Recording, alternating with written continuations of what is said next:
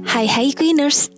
Bagi kalian para penonton drakor sejati pasti sudah pernah menonton drama Korea terbaik ini sepanjang sejarah. Kali ini Queen akan menceritakan kembali drama yang berjudul The Legend of the Blue Sea. Drama ini menceritakan seorang putri duyung cantik yang tiba-tiba berubah menjadi manusia. Saat berada di daratan, wanita itu bertemu dengan seorang pria tampan yang menemaninya selama menjadi manusia. Hingga pada suatu ketika, mereka berpisah untuk menyelamatkan hidup sang pria itu. Karena putri duyung itu telah mencintai sang pria, sehingga beberapa tahun kemudian, ia naik lagi ke daratan untuk mencari keberadaan pria tersebut. Bagaimana perjalanan kisah sang putri duyung? Sebelum lanjut ke ceritanya, jangan lupa like, komen, dan subscribe. Oke, langsung saja, ini dia alur ceritanya.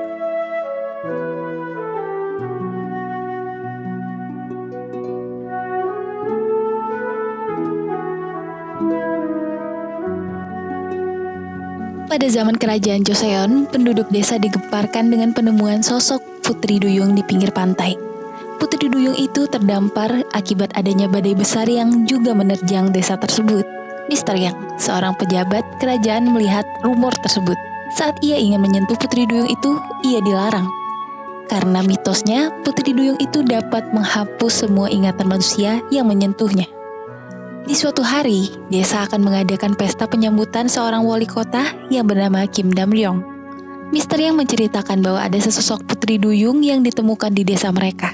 Mr. Yang pun menuntun untuk menunjukkan kepada Dam-ryong dan semua orang yang ingin menontonnya. Entah kenapa, Dam-ryong begitu terkejut saat melihat duyung itu, seperti tak asing baginya. Dam-ryong mengancam Mr. Yang atas korupsi yang telah dilakukan di pemerintahan dan harus mendapatkan hukuman atas hal tersebut. Mr. Yang pun memohon akan melakukan apapun agar ia tak dihukum. Kesempatan besar bagi Dam-ryong, ia pun meminta untuk melepaskan putri duyung itu kembali ke lautan. Dengan perasaan dendam dan terpaksa, Mr. Yang menurutinya. Ia pun bertekad akan membalaskan dendamnya kepada wali kota itu dan juga si putri duyung. Beberapa waktu berlalu, Dam-ryong kembali bertemu dengan putri duyung. Itu kali pertama sang putri duyung dapat berbicara seperti manusia. Ternyata dahulu kala, ada seorang pria kecil yang mencintai putri duyung dan ia akan mendengar perkataan duyung itu di dalam hatinya. Karena warga mulai mendekat, putri duyung itu pun kembali ke dalam lautan. Dam-ryong pergi ke tengah laut sembari menyalakan lampion untuk bertemu kembali dengan putri duyung tersebut. Pria itu pun menanyakan siapa nama putri duyung itu. Sang putri duyung pun menceritakan bahwa dahulu kala ada seorang anak laki-laki yang memberikannya nama dengan sebutan Sewa, yang artinya seorang anak bersinar terang. Anak laki-laki itu terus bermain dengan Sewa sepanjang waktu hingga mereka beranjak remaja. Tapi suatu ketika pria itu memberitahu akan menikah dan hidup dengan gadis lain. Karena mendengar hal itu membuat Sewa bersedih. Saat malam pertama dengan istri barunya, pria itu malah meninggalkan istrinya untuk pergi mencari Sewa di pantai, hingga ia tenggelam oleh ombak. Agar dapat menyelamatkan hidup pria itu, Sewa pun menciumnya agar sang pria dapat melupakan Sewa dan hidup bahagia selayaknya manusia. Ternyata mereka berdua sudah ditakdirkan akan selalu bertemu dan kembali bersama. Pada zaman modern, pria itu bereinkarnasi menjadi seorang penipu handal yang bernama Han Jun-jae. Ia menipu para kalangan konglomerat dan pejabat-pejabat korup yang juga mengambil uang rakyat. Ia ditemani oleh dua anak buahnya yang bernama Theo dan Namdo. Mereka sangat handal dalam menyamar dan Jun-jae juga sangat pandai menghipnotis orang untuk mendukung aksi tipuannya. Suatu ketika, Jun-jae terpaksa pergi ke beda tujuan dengan dua temannya karena dicurigai oleh seorang polisi. Ia pun pergi menuju Spanyol, tepatnya Mediterania, suatu pulau yang memiliki cerita kuno bahwa masih ada putri duyung hidup di pantai tersebut. Ternyata benar, ada seorang putri duyung cantik sedang mengambil gelang kuno di dasar laut. Karena adanya badai besar menerjang lautan, putri duyung itu terdampar di pinggir kolam suatu villa. Tiba-tiba putri duyung itu berubah menjadi manusia dan memiliki kaki. Ternyata villa itu ditempati oleh Han Jun-jae. Putri duyung itu pun kembali ke dalam kolam untuk bersembunyi. Di dalam penginapan, Jun-jae melihat semua barang dan bekas makanan berantakan di mana-mana seperti ada seseorang yang menyusup. Ternyata benar saja ada seorang wanita yang bersembunyi di dalam lemarinya. Karena merasa terancam, Putri Duyung itu menendang Jeonjae yang ia pikir ingin membahayakannya. Ternyata seorang Putri Duyung mempunyai kekuatan lebih dibandingkan manusia. Jeonjae pun menyandra wanita itu dan menyerahkannya kepada polisi setempat. Di kantor polisi, wanita itu bersikap aneh ketika melewati pintu yang terbuka otomatis. Ia juga bertikah konyol saat melihat ikan-ikan yang ada di dalam akuarium. Para polisi terus menanyai identitas wanita tersebut, tapi ia tak mengerti sedikit pun. Wanita itu malah mengikuti polisi lain yang sedang menarik tisu karena menurutnya itu sangat seru. Sang polisi kesal dan membentaknya karena tak mau menjawab. Putri Duyung itu merasa dalam bahaya hingga ia memukul sang polisi yang terpental lalu kembali memainkan kotak tisu itu.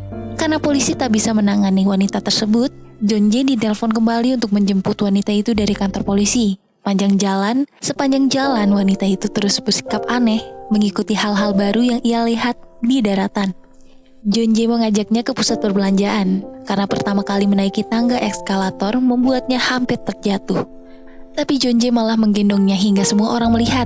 Jeonjae membelikannya sepatu yang mahal dan juga membelikan wanita itu baju gemerlap pink yang mewah, agar ia berpenampilan layaknya seorang manusia. Jeonjae meninggalkan sebentar untuk mengangkat telepon, tapi wanita itu malah sibuk melihat pantulan dirinya di cermin.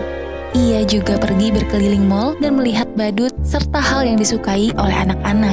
Wanita itu masuk ke dalam wahana permainan anak lalu mengambil permen dari salah satu bocah yang menangis. Jeonjae sangat khawatir saat wanita itu hilang. Ia pun menemukannya di dalam sana. Saat itulah tumbuh rasa cinta Putri Duyung itu terhadap pria yang menyelamatkannya. Mereka pun makan bersama di luar. Tapi cara makan wanita itu sangat rakus hingga Jeonjae malu berada di sana. Ternyata Jeonjae bersikap baik, hanya ingin mengambil gelang giok yang ditaksir mahal milik sang duyung. Setelah itu, wanita itu pun ditinggalkan di dalam mall sendirian.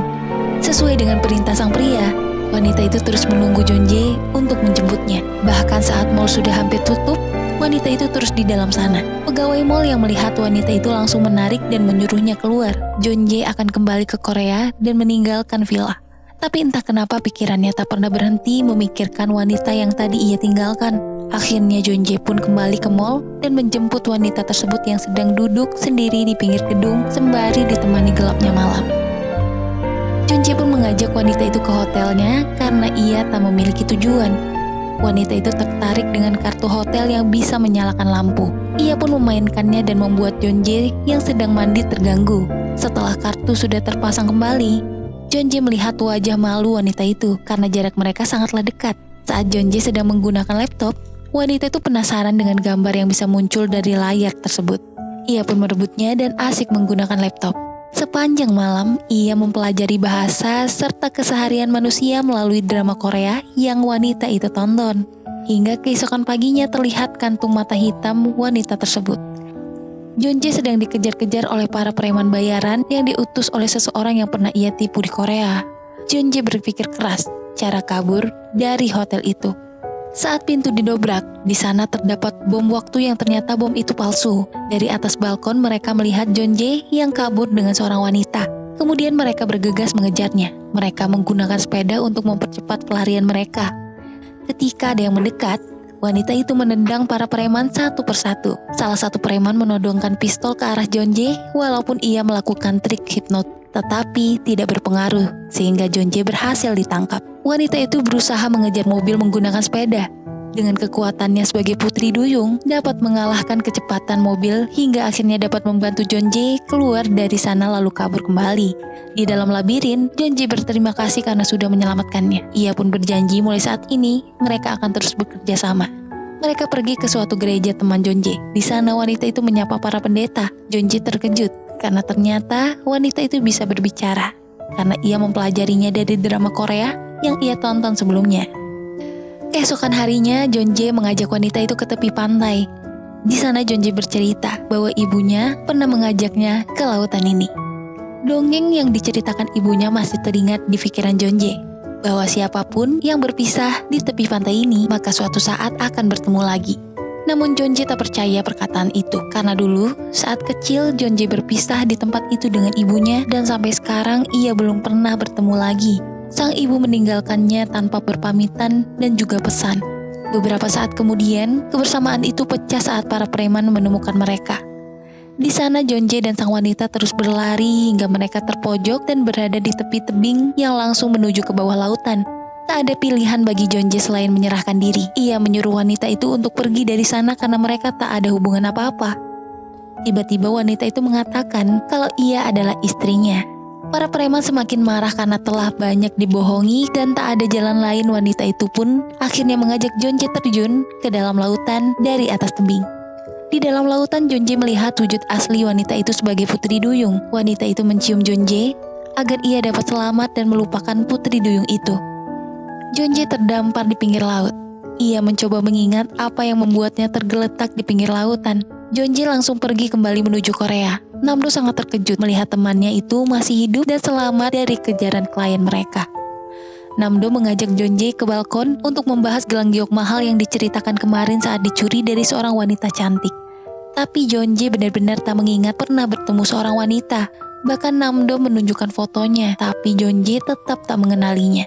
Wanita itu memutuskan pergi ke Seoul, Korea dan pamit dengan teman-temannya, lalu berenang menyusuri lautan. Selama 3 bulan lamanya, wanita itu berenang menuju Korea dan bertanya arah ke kota Seoul oleh para nelayan. Segerombolan ibu-ibu terkejut saat melihat seorang wanita yang tiba-tiba muncul dari kejauhan di pinggir pantai. Wanita itu bertanya di mana kota Seoul. Untungnya para ibu-ibu itu juga akan pergi dan pulang ke Seoul, sehingga ia ikut tumpangan ke kota. Wanita itu kebingungan saat melihat banyak sekali orang di sana. Ia merasa lapar tapi tak memiliki uang untuk membeli makanan yang ada di pinggir jalan. Saat menyusuri jalan, wanita itu tak sengaja melihat para siswa yang sedang melakukan pemerasan kepada temannya. Ia pun mencoba kepada seorang anak kecil untuk bisa mendapatkan uang dengan cara yang sama. Anak kecil itu lebih pintar. Ia memberitahu kalau yang dilakukan wanita tersebut salah karena memeras uang anak kecil. Baiknya anak kecil ini membelikannya makanan serta memberikan nasihat bahwa yang tadi dilakukannya itu tidaklah baik. Wanita itu berusaha menanyakan nama Jonje kepada orang-orang yang ia temui di jalan. Seorang gelandangan lain malah menyuruhnya untuk datang langsung ke nomor rumah pria yang dicari. Wanita itu mencoba menaiki bis, tapi tak memiliki kartu. Wanita itu hanya membayarnya dengan uang kertas. Wanita itu malah masuk ke gedung di mana Jonje dulu pernah katakan, yaitu akuarium besar yang berisikan banyak ikan. Wanita itu masuk ke dalam akuarium karena banyak ikan kecil yang bisa dijadikan makanannya. Seorang wanita dari keluarga konglomerat yang kaya. Ia menyuruh pembantunya untuk memasak sup rumput laut, kado ulang tahun untuk Jonje. Ternyata pembantu di rumahnya itu adalah ibu Jonje yang sudah lama berpisah. Ketika memakan masakan yang diberikan oleh Sia, Jonje teringat dengan masakan ibunya dulu sangat mirip dengan apa yang ia makan sekarang. Karena ini hari ulang tahunnya, Jonje berencana mengunjungi akuarium yang sering ia datangi bersama ibu semasa kecil. Akuarium sudah dibuka untuk pengunjung. Beberapa orang mulai memfoto Putri Duyung yang sedang berenang. Para karyawan merasa heran kalau ada orang yang sudah menyelam sebagai Putri Duyung. Wanita itu tak sengaja melihat Jonje yang melewati akuarium. Wanita itu pun mengikutinya dan menggedor-gedor kaca akuarium agar Jonje dapat melihat dirinya. Saat hendak pergi, Jonje menoleh ke belakang dan melihat wanita Putri Duyung itu. Tapi ia biasa saja dan tak mengenali wanita tersebut. Jonje mendapatkan kiriman foto dari temannya tentang wanita yang pernah ia temui saat di Spanyol, pemilik gelang giok mahal itu. Jonje terkejut kalau wanita itu mirip dengan Putri Duyung yang dilihat pada akuarium. Para pegawai yang heran tadi berpapasan dengan wanita itu yang sudah kembali menjadi manusia. Karena wanita itu hendak diperiksa, ia melempar para pegawai dan lari dari tangkapan mereka. Saat berlari dari sana, tak sengaja ia bertemu dengan Jonje yang juga sedang mencari dirinya. Wanita itu tak percaya setelah berenang melewati lautan yang sangat luas, perjuangannya untuk menemukan Jonje dan bertemu dengannya dapat terwujud juga. Yang mau kelanjutan kisah cinta Putri Duyung ini, komen di bawah ya. Jangan lupa like, komen, dan subscribe. See you!